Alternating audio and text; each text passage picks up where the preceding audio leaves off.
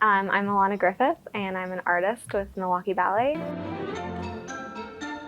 I am doing Enchantress, and I also do Belle. It's been awesome. I actually understudied it the first time round. Belle, you really follow her through the whole story, and she goes through, so many different emotions, and I always enjoy that in a role. So I think Belle loves to learn. She loves getting wrapped up in a book. And she loves her father, she loves her family and her two sisters, even though her sisters are a bit of work.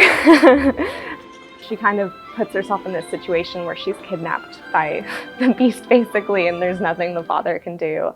Little does she know that the beast needs to have true love to turn back and be selfless. He has to be selfless, really. But he doesn't know that. The Enchantress kind of alludes to that, but he doesn't realize that that's the gift that he needs to have. So my name is Davit Hovhannisyan, and I am a leading artist at Milwaukee Ballet.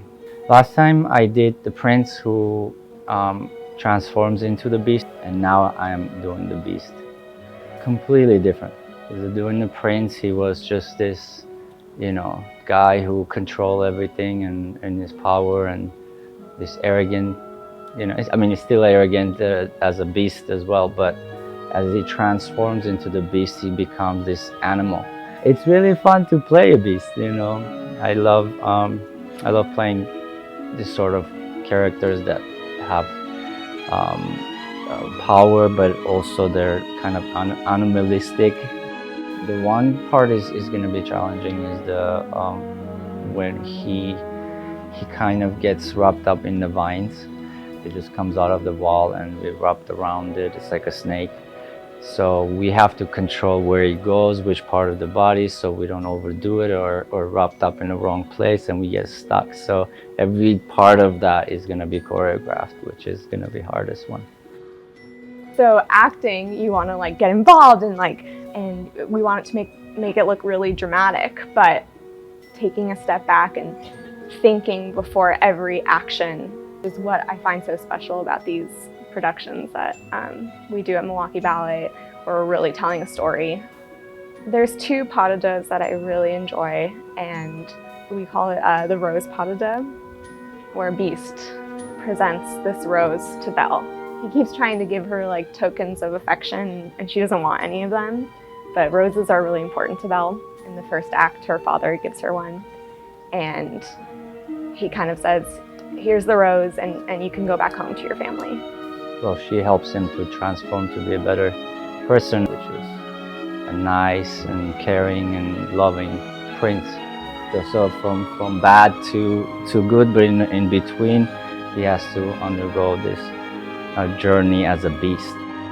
The last pas de deux, the prince and Belle, it's so free and there's no scenery on the stage, so you can just eat up the space, and I'm being lifted and thrown, and it's really fun to get lost in that movement. My name is Piering. I am the costume manager for Milwaukee Ballet. We have built 5 of Michael Pink's world premiere ballets here. Paul Daigle designed Beauty and the Beast. He also designed La Boheme for us, and he's just an all-round good guy. His sketches are clear and concise. We can glean a lot of information from his sketches.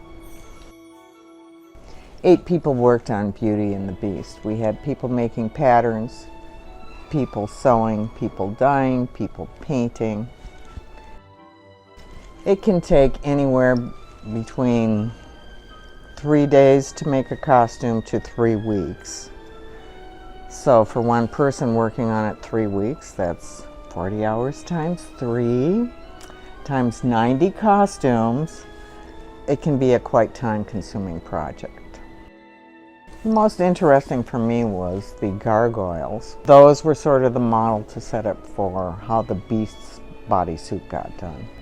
I guess the individual characters were more challenging because they span time periods and fantasy periods, and The townspeople were pretty straightforward as far as dresses and suits and pants and jackets.